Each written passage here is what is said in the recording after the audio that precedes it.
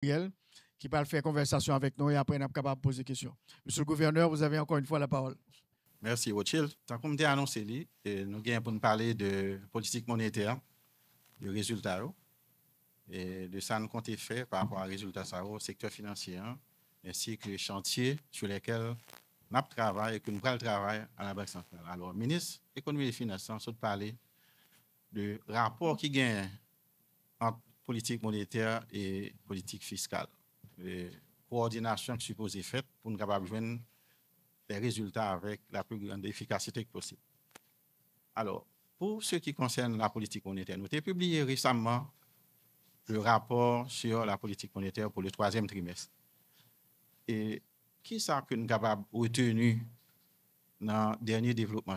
C'est d'abord que nous sommes tous capables de constater qu'il y a une reprise des activités commerciales. Et reprise, ça qu'explique, c'est une espèce de desserrement des contraintes sur la mobilité des facteurs. Le monde est capable de déplacer plus ou moins d'un point à l'autre dans l'Ouest. Nous ne pouvons pas dire que c'est la même chose, soit sortir dans l'Ouest, soit aller dans l'autre département. Mais quand même, il y a un relatif desserrement des contraintes sur la mobilité des facteurs et des personnes. Nous constatons tout qu'il y a une reprise des activités au niveau des ports et des aéroports. Et surtout, ça a été fait pendant un certain temps, et février, mars, etc. Et ça a eu des impacts sur l'offre de biens disponibles dans l'économie. On constate qu'il y a des sorties nocturnes et en même temps, il y a un meilleur approvisionnement des marchés au niveau des pharmacies, au niveau des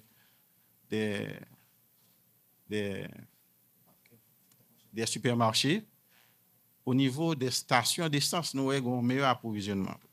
Donc, c'est tout ça que nous qualifions comme étant une reprise des activités commerciales. Par contre, reprise d'activité commerciale, ça n'a pas accompagné d'une reprise des activités de production qui est même extrêmement important pour nous capables de sortir dans ça que nous capables de on trappe, on piège à la croissance négative. Et le ministère de parler de l'Italien là, nous entrons dans la 6e année consécutive de contraction du PIB. Projection que nous faisons montrer que nous avons fini l'année avec un taux de croissance négative qui est situé entre 3% et 4%. L'autre constat que nous faisons, c'est que il y a une longue période de stabilité du taux de change. Je crois que le journaliste Magic Neplan a souligné ça. Et qui ça qui explique une longue période de stabilité du taux de change? Il y a un ensemble de facteurs. D'abord, BRH continue à stériliser de manière systématique les liquidités excédentaires dans l'économie à travers le principal instrument que le gain en matière de reprise de la liquidité, c'est les bons BRH.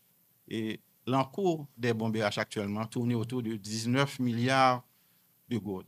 L'autre facteur que nous sommes capables de citer, c'est que nous avons une baisse de la demande globale. Et un indicateur capable d'illustrer la baisse de demande, c'est la baisse des importations qui est autour de 10%. Donc, moins 10% des importations et par rapport à la dernière information que nous avons qui est disponible.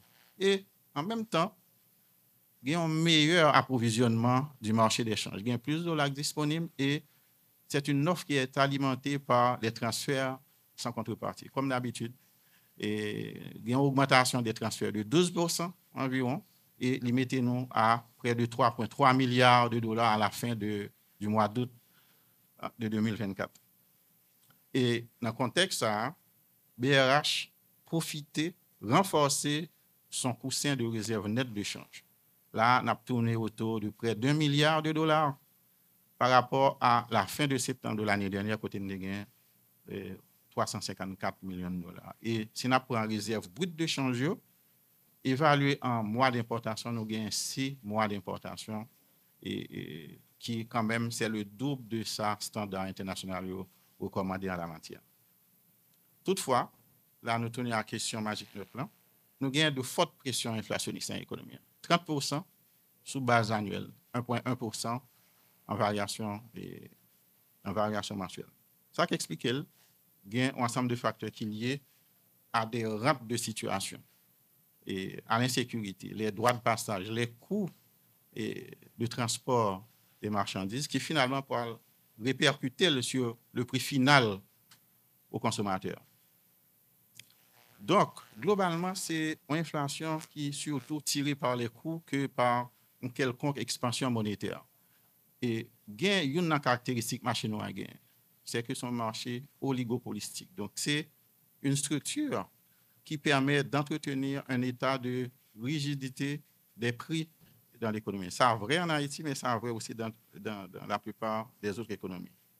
Il n'y a pas d'expansion monétaire. Il n'y a pas de monétisation du déficit public. D'ailleurs, nous sommes dit là tout à l'heure, pas de financement monétaire, malgré que dans le budget initial de 2023-2024, nous avons une prévision de près de 24 milliards de gouttes et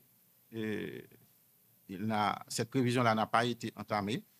Donc, on n'a à ce jour aucun financement monétaire. Et dans le budget rectificatif, là, le ministère de l'économie et des finances ramené à zéro. Donc, zéro prévision en matière de financement monétaire. Alors, par rapport à tout ça, comment nous sommes capables d'analyser la politique monétaire de la Banque centrale?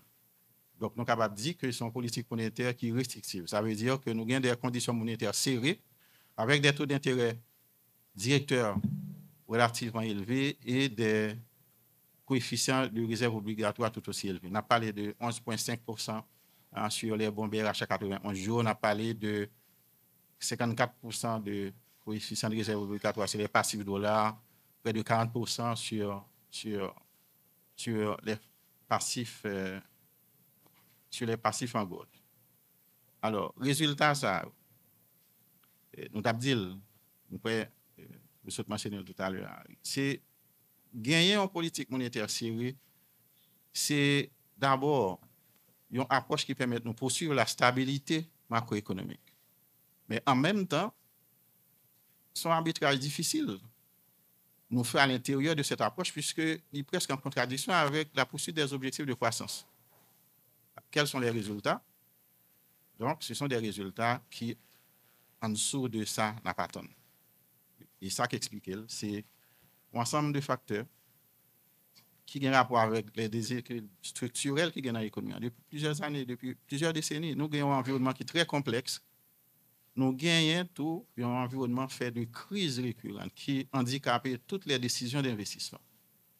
Donc ça, c'est une façon pour me dire donc, que la réponse à cette situation ne peut pas être que monétaire. Et les autres politiques publiques doivent venir en coordination avec la politique monétaire pour adresser la question de croissance, la question de création d'emplois. Alors, même si nous avons une zone de resserrement des conditions monétaires, n'empêche que la Banque centrale, à travers l'agenda monétaire pour la croissance et l'emploi, injecté dans l'économie près de 19 milliards de gouttes de 2013 à aujourd'hui. Quels ont été les résultats? Les résultats, certainement, on peut le constater, ont été handicapés au niveau de leur efficacité par les contraintes de l'environnement. On ne peut pas, dans ce contexte-là, dynamiser les investissements. Même si on avait des conditions monétaires extrêmement clémentes, bien les investisseurs ont réfléchi en pile avant pour prendre des décisions d'investir dans l'économie qui n'a pas qu'à garantir suffisamment de sécurité. Alors, qui prochaine étape la Banque centrale vient pour le franchir en termes d'action à entreprendre par rapport à toute constatation? D'abord, on travaille pour capable de diminuer la négativité des taux d'intérêt réels. Donc, le taux d'intérêt réel, c'est tout simplement rapprochement entre le taux d'inflation et les taux créditeurs. Donc, si on prend le taux directeur là, qui est à 11,5%, nous voyons que vraiment, même quand on a déplacement dans les bons BRH, on ressort avec des taux d'intérêt réels négatifs de 30-11,5%.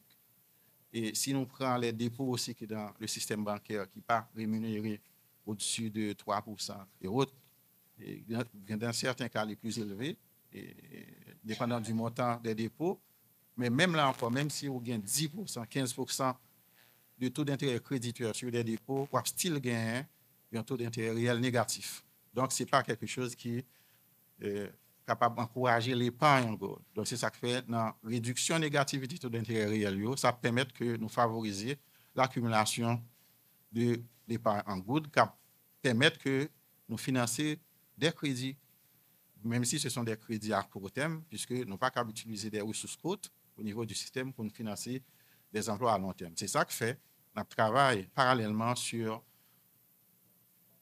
le marché financier. Donc, son projet qui est annoncé depuis quelque temps n'a pas avancé avec lui. L'environnement fait que nous n'avons pas qu'à avancer aussi rapidement que nous avons souhaité.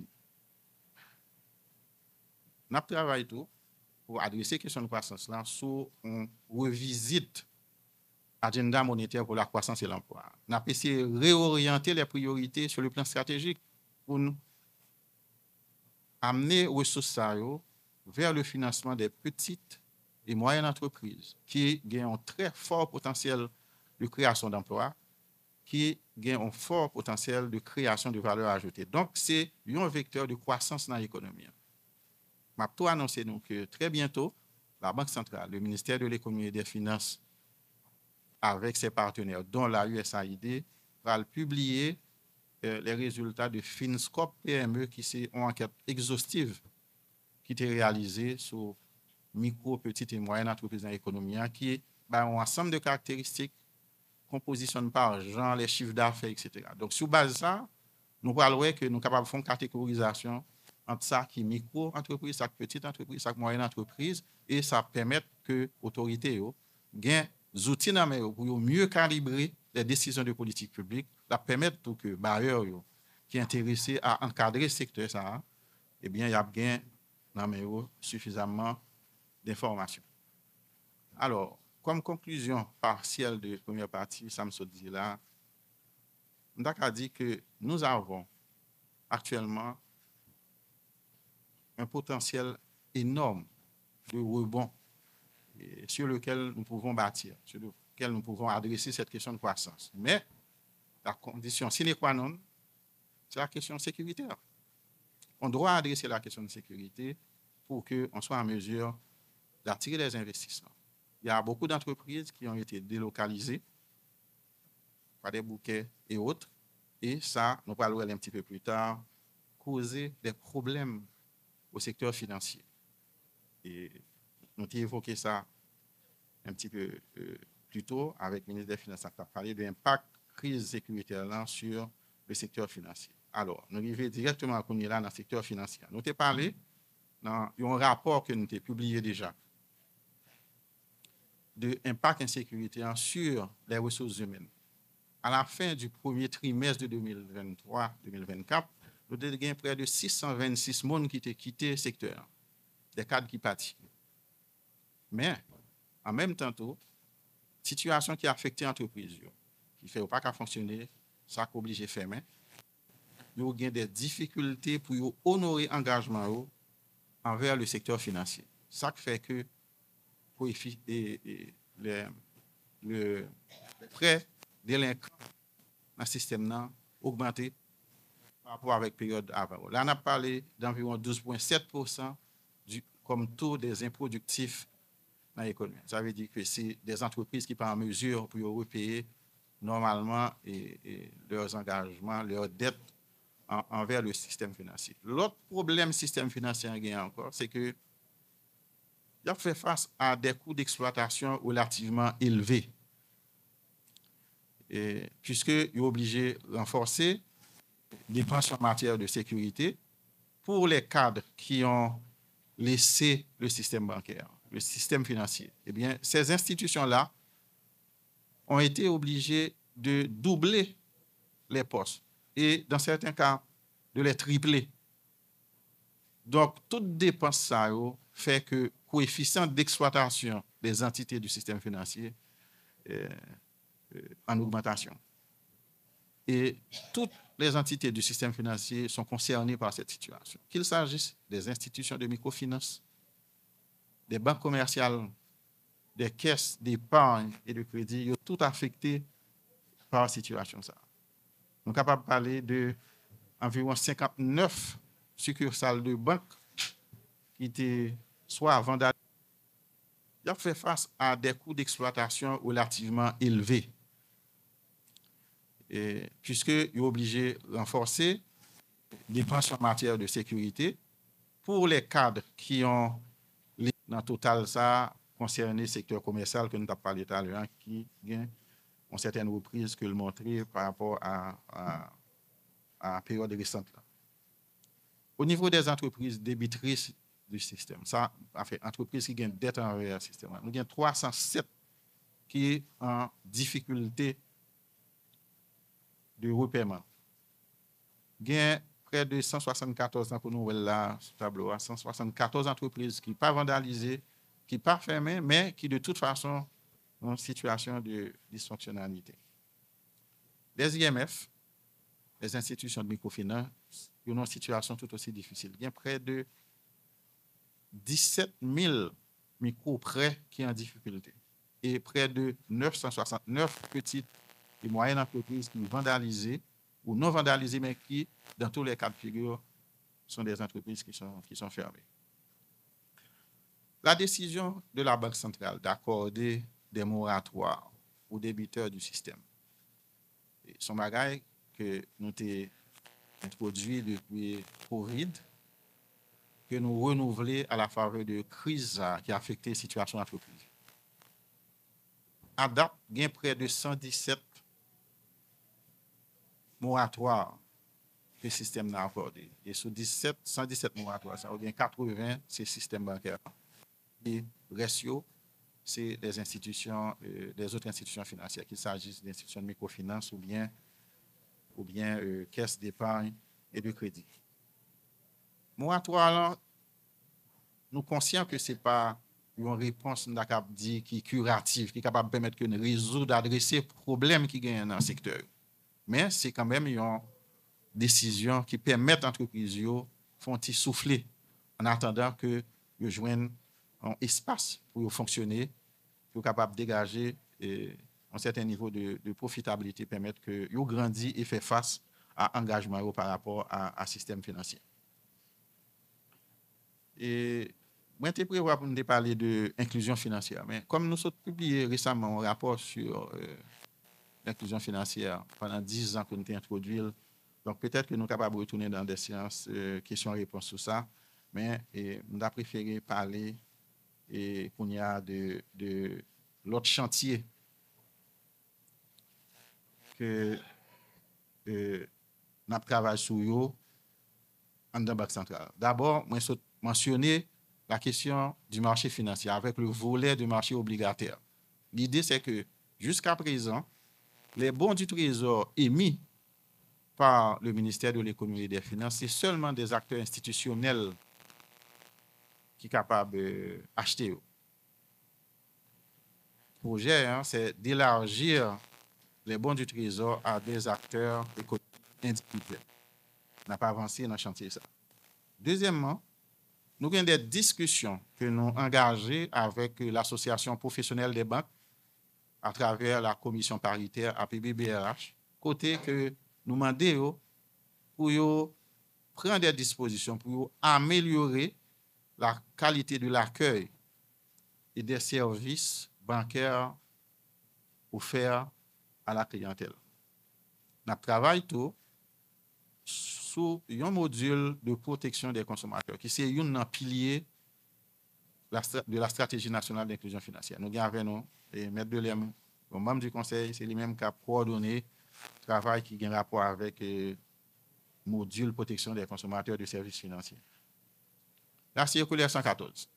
Bon, nous t'ai introduit dans l'économie, nous connaissons pour qui ça là, sur qui façon pour nous payer transfert au niveau des banques, au niveau des sous-agents, au niveau des maisons de transfert. Nous avons là procédé à une évaluation de 114. Pour nous, ouais, qui dérive qui gagne, qui écart qui gagne par rapport à disposition que nous te prévoyons, qui écart qui gagne par rapport à objectif que nous te visé dans le circulaire 114. Et probablement, nous avons acheminé nous vers un amendement de 114 ans. Et un autre point concerné le capital humain. On t'a parlé tout à l'heure de l'impact insécurité à gagner sur la fuite des cerveaux, sur le départ des membres du personnel qualifiés au niveau du système financier. Tout secteur confronté à la situation, ça, que dans le secteur financier, que dans le secteur réel. Mais on a parlé là de secteur financier. Et il fait face non seulement à un déficit, à une perte de ressources humaines, Mais même avant peut-être ça, tu as gagné des déficits pour ce qui concerne l'ensemble de filières, ensemble de compétences. Par exemple, technologie. Si vous avez besoin d'un administrateur de base de données, un administrateur du réseau, eh bien, si tu es dans le système financier, on a battu entre eux pour être capable d'attirer peu de professionnels qui existent en offrant des conditions compétitives par rapport avec le plan. Maintenant, en dedans Banque centrale, nous réfléchissons par rapport avec l'apport que nous toujours porté pour la formation du capital humain. Nous envisageons un programme de formation en technologie. Donc, qui permet de nous renforcer la compétence numérique, les compétences numériques dans l'écosystème financier. Et c'est en partenariat avec 4 universités et centres d'enseignement supérieur. Donc, filière que nous avons considérée, c'est administration de bases de données, administration de réseaux, cybersécurité, intelligence artificielle. L'objectif, c'est d'arriver à former entre 150 et 200 étudiants sur un horizon de 3 ans. Et c'est avec des degrés de diplôme qui sont dans certificat pour arriver jusque dans le doctorat. Ils sont capables de concerner toutes les régions, pas seulement dans Port-au-Prince, mais dans toutes les régions du pays. Il y a un centre d'enseignement supérieur qui déjà commencé avec le programme là.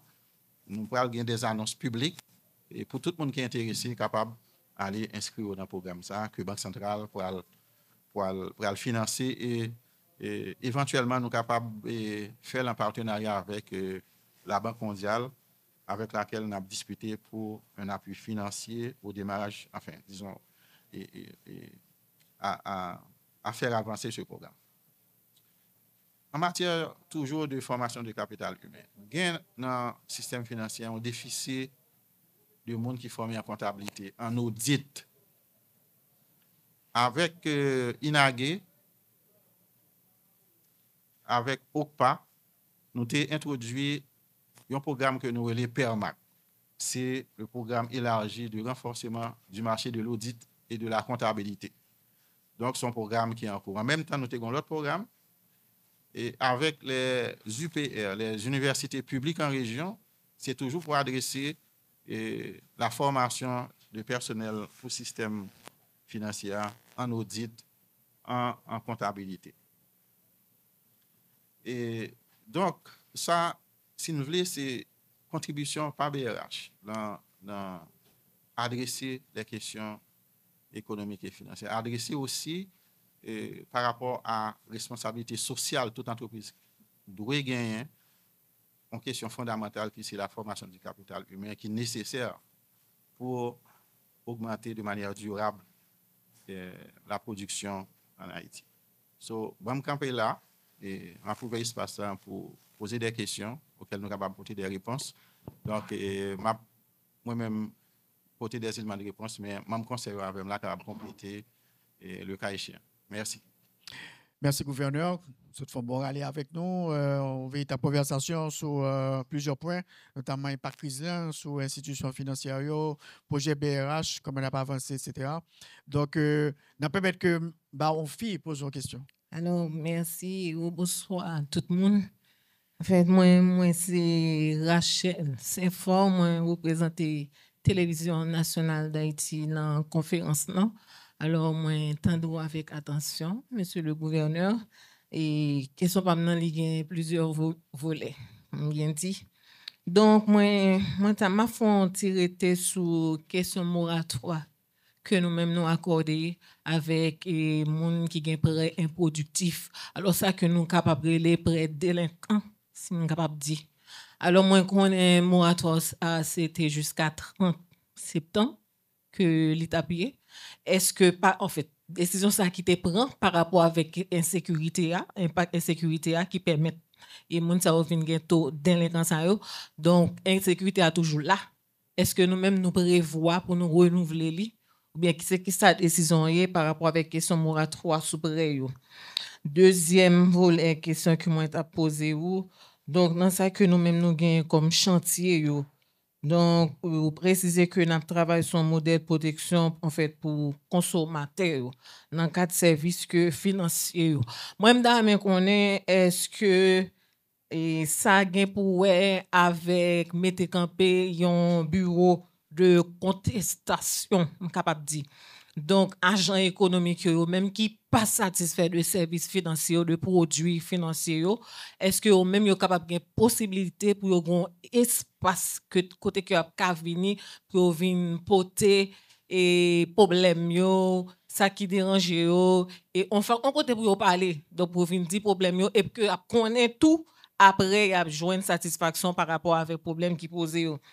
En fait, l'autre question que me t'a posée, dernière question pour bien dire, qu'on est dans loi 17 août 1979 là même qui crée BRH là. Donc, il assimilé en ensemble de rôles, de fonctions, de missions, capable de dire. Alors, moi, ma chita sous principale mission que li gagne, c'est pour garantir stabilité système financier. Donc, permettre que les bien fonctionner.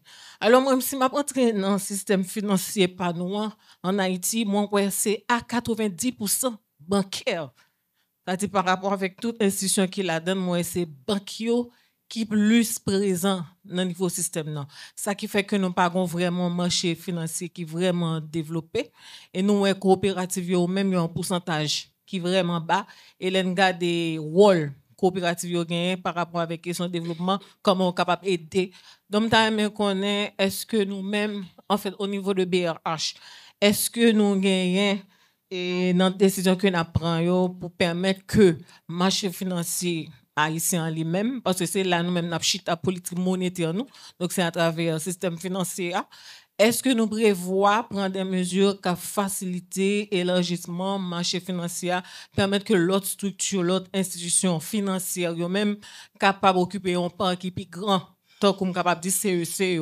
Donc, et d'ailleurs, qu'on est tout, et par rapport à CEC plus précisément, qui ça que nous gagnons en termes de politique nous pour encourager CEC, surtout ça qui n'est pas formalisé. Donc, c'est coopératif même qui fonctionne dans le secteur informel là. Donc, qui ça que nous-mêmes nous faisons pour nous capables de rapatrier dans le secteur formel là. Merci. Et je souhaite que la prochaine fois, bon, peut-être les 3 dernières questions qu'on allait directement comme si, pour nous capables d'avancer plus. Monsieur le gouverneur. Merci pour cet ensemble de questions. Je pense que il y a des questions pour tous les autres journalistes. Alors, pour la question des moratoires, nous avons parlé de lui, nous avons dit dans quel contexte que nous sommes venus avec lui, qui limite lui et qui ça le permet que nous fassions à court terme.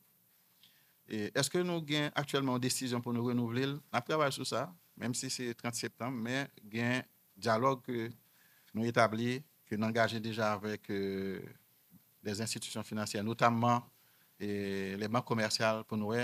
Et quelle est la mesure la plus appropriée sur un quelconque renouvellement que nous sommes capables d'annoncer public. Là. Donc, pour le moment, on travaille sur ça, mais nous ne pouvons pas dire rien sur si nous avons renouvelé. Pour ce qui concerne la protection des consommateurs de services financiers, bon, est-ce que son bureau, oui, et peut-être ma petite mettre de l'air des détails, mais nous avons introduit à travers la direction de communication, il y a quand même espace côté monde capable de relayer pour poser des questions, mais en même temps tout, vous êtes capable d'exposer doléances. Mais nous-mêmes, nous pas gagné légalement prérogative pour nous suite à des plaintes d'abus subis par les consommateurs de services financiers. C'est ça que fait à travers la stratégie nationale d'inclusion financière, protection des consommateurs. C'est un pilier, mais c'est consommateurs de services financiers.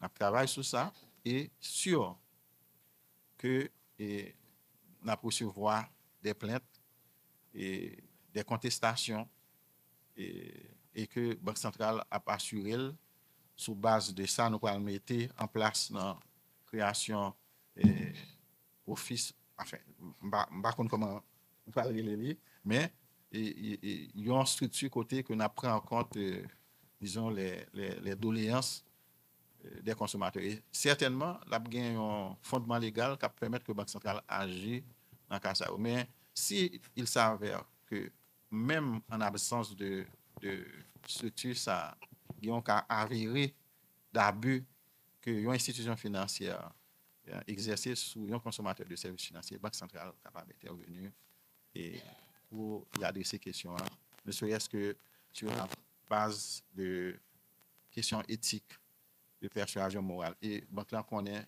tout que Banque centrale, s'il a une lettre de blâme pour mauvaise conduite, qui implication ça a bien sur réputation. Donc, M. Delay me dit que me dit tout, donc il ne va pas ajouter rien. Et pour ce qui concerne la stabilité du système financier, c'est vrai que nous avons un système qui est composé majoritairement de banques commerciales. Ça, c'est une caractéristique qui était toujours là dans l'économie depuis un certain temps. Et même si, en même temps, nous avons des banques absolues. Par exemple, nous connaissons que Citibank sorti dans ce système-là. Donc, nous avons un nombre de banques commerciales qui est réduit. Mais il y a plusieurs façons de capables. Il y a des gens qui pensent que par rapport à la taille de cette économie, nous avons 3 banques. Par exemple. Mais en même temps, si on a bien regardé, il y a un foisonnement de nouvelles institutions financières, notamment pour ce qui concerne les fournisseurs de services de paiement électronique, les FSP. D'ailleurs, nous-mêmes sortis, on garde là en termes de ligne directrice pour toute compagnie, tout le monde qui veut entrer dans le commerce, paiement électronique. Donc, il y a un certain nombre d'entreprises en matière de paiement électronique qui entrent sur le marché. Et actuellement, il y a 5 et il y a une bonne demande qui est en traitement au niveau de la Banque centrale. Pour les coopératives, nous avons 65 coopératives. Nous avons d'autres institutions, nous avons des maisons de transfert, qui sont toutes des institutions, des institutions financières. Nous avons des sociétés de financement, etc. Donc, nous avons un système financier qui quand même a élargi en dépit que il y a une situation économique qui est précaire, une situation économique qui est difficile. Les banques centrales ont encouragé justement l'entrée de nouvelles entités dans le système financier. Pour les coopératives, oui, il y a des coopératives qui ont fonctionné sans que pas dans une structure légale côté représenté et côté respecter les règlements, les dispositifs que la Banque centrale mettait en place, que la direction de l'inspection générale des caisses populaires de la Banque centrale a suivi. Mais toujours un accompagnement avec le CNC pour entité ça ou pas formelle passer dans une situation de formalisation. Ce sont des structures extrêmement importantes pour nous parce que nous permettent d'adresser la question de l'inclusion financière. Parce qu'ils offrent un service de proximité et au présent côté que les banques commerciales et les institutions financières traditionnelles par exemple.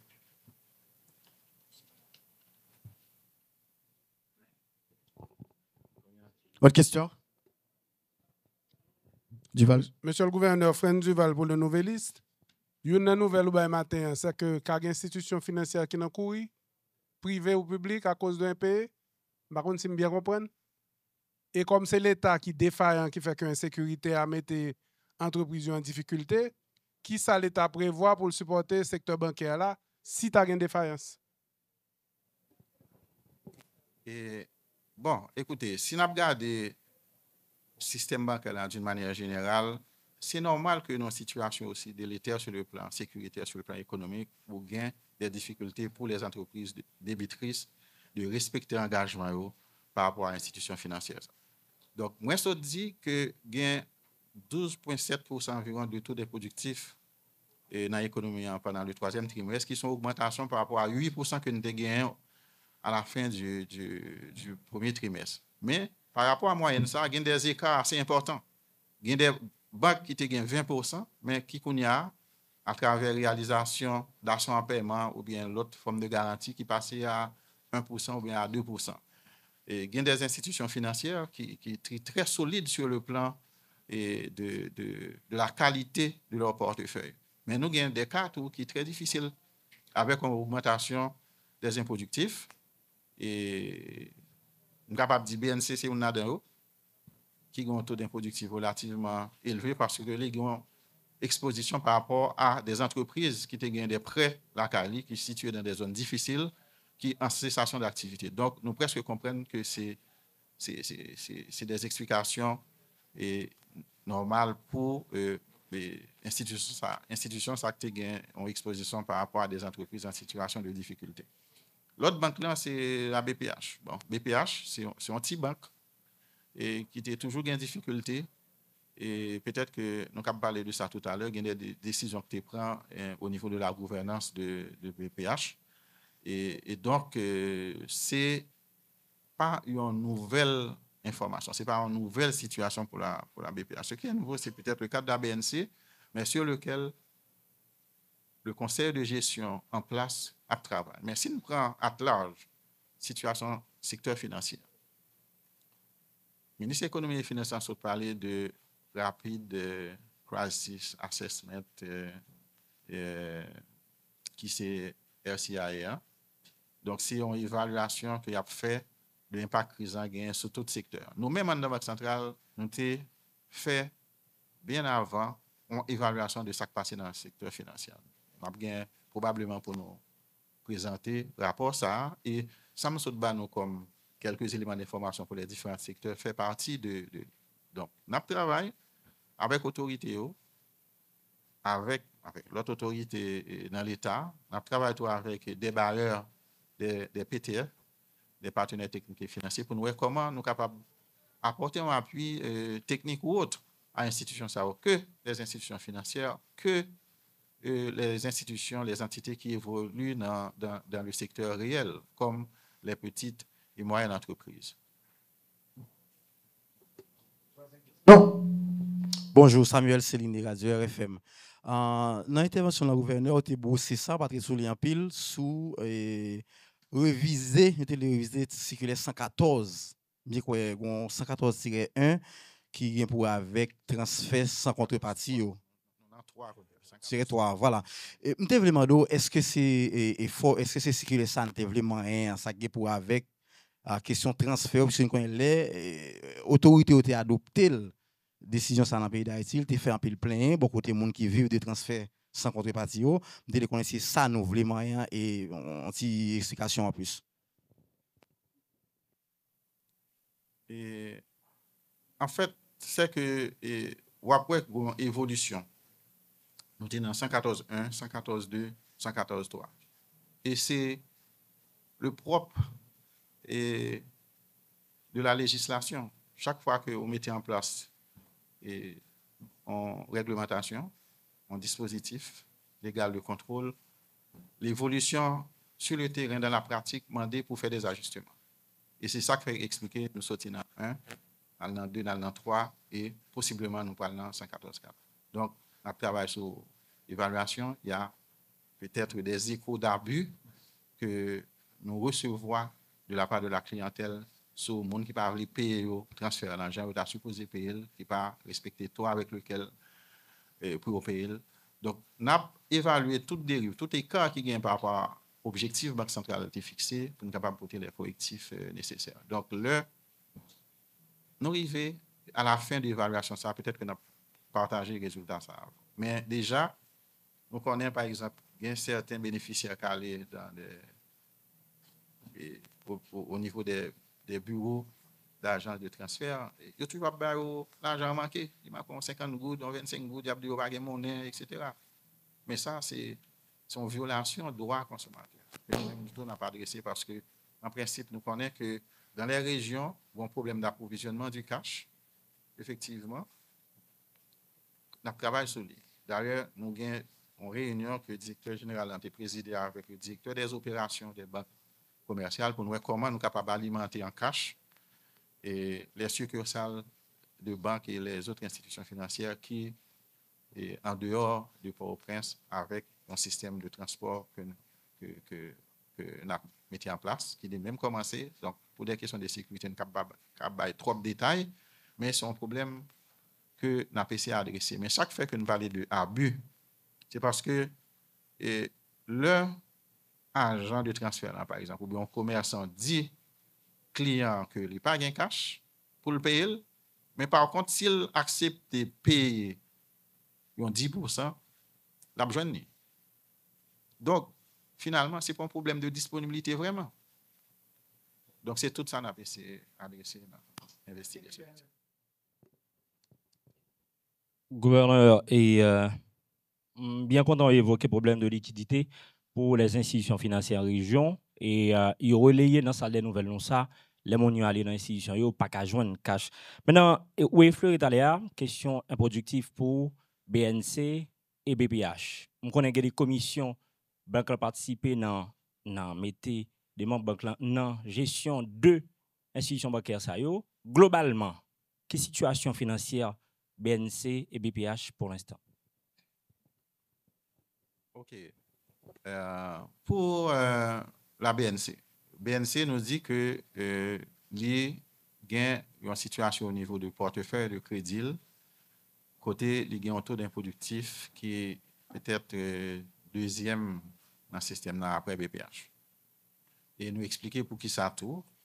Parce que on sait d'entreprises qui étaient prêtées comme dans BNC qui ont difficulté pour repayer et BNC et l'argent que l'on prêté la main, donc qui fait que portefeuille là il mérite à adresser et conseil de gestion travaille sur le recouvrement des créances. Maintenant, est-ce que BNC est en faillite? Non. BNC n'est pas en faillite. Est-ce que BNC est toujours bien capitalisé? Oui, BNC est bien capitalisé et niveau de capitalisation BNC pas trop loin de la moyenne de la capitalisation des autres institutions financières. Il y a l'autre problème que nous n'avons pas adressé dans BNC en termes de besoin de renforcement du contrôle interne, besoin de renforcement des dispositifs de contrôle et de surveillance des risques. Et c'est problème ça, c'est besoin ça que nous n'avons pas adressé dans BNC, mais pas gagné et une situation dans BNC côté BNC en faillite ou bien en difficulté financière. Pour la BPH, nous disons déjà, BPH c'est une banque qui est en situation difficile et là on a parlé depuis 2016. Si nous avons songé, il y a plusieurs comités de restructuration qui ont été mis à la tête de la BPH pour adresser le problème. Ils ont recapitalisé au moins à 2 reprises, mais jusqu'à présent, pas nécessairement au niveau de la gouvernance, mais au niveau de certaines pratiques qui fait que BPH était une banque qui est faible. Donc, actuellement, il y a des fonds propres qui sont négatifs et il y a un portefeuille improductif, presque la totalité de son portefeuille improductif. Mais, étant donné le poids de la BPH dans le système, il n'est pas fait de la BPH une banque systémique tant que la BNC. Donc, il y a un bagage qui passe en BPH, pas de effet diffusif sur le reste du système financier. Donc, conseil de gestion là, pour le travail sur à peu près même bagage avec BNC, et dispositif de contrôle interne et recouvrement de créances. Mais ce qui est différent par rapport à la BNC, c'est que la BNC n'est pas en faillite. Et il y a un aspect mandat conseil comité de restructuration parce que nous avons un comité de restructuration dans BPH, mais nous avons un conseil de gestion dans BNC.